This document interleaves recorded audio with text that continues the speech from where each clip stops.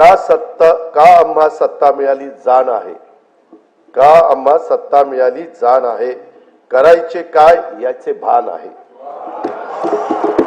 साथ द्या आम्हा नेऊ राज्य पुढती, उंच त्याची न्यावयाची शान आहे।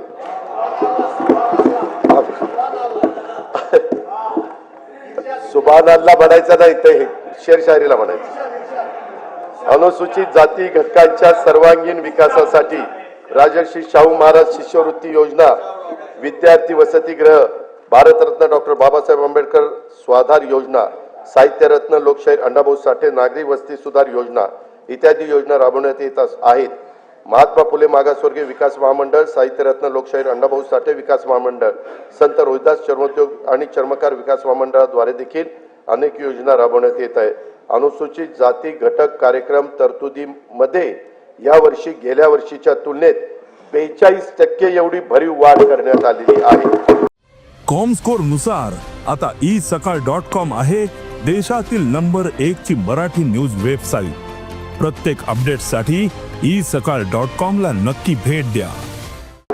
आदिवासी समाजाच्या सर्वांगीण विकासासाठी भारतरत्न डॉक्टर APJ अब्दुल कलाम अमृत आहार योजना, नमो आदिवासी स्मार्ट शाळा अभियान, आदर्श आश्रम शाळा, ठक्कर बाप्पा आदिवासी विकास योजना तसंच पंडित दीनदयाळ उपाध्याय स्वयं योजना आदी कार्यक्रम राबवण्यात येत आहे।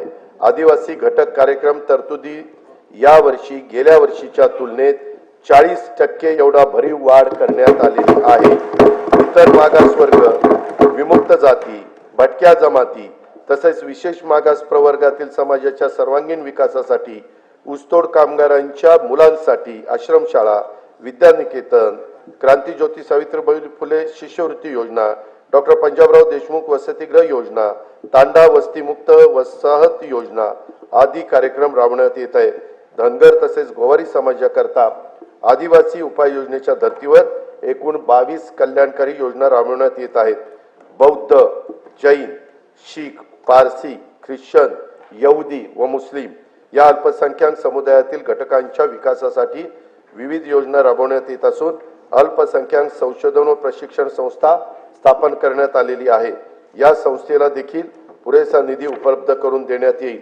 दिव्यांगांच्यासाठी शिष्यवृत्ती, कृत्रिम अवयव व साधने विकत घेण्यासाठी तसेच स्वयंरोजगारासाठी अर्थसहाय्य अशा योजना राबवण्यात येत आहेत। दिव्यांग कल्याणासाठी जिल्हा वार्षिक योजनेतील किमान 1% निधी राखीव ठेवण्याचा निर्णय देखील घेण्यात आलेला आहे। राज्यातील विविध समाजातील उन्नतीसाठी 18 महामंडळे स्थापन करण्यात आली असून विविध योजनांचा लाभ घेणे लाभार्थ्यांना सुलभ व्हावे यासाठी या महामंडळाच्या सर्व योजना एकाच संकेतस्थळावर आणण्याचं राज्य सरकारचं नियोजन आहे।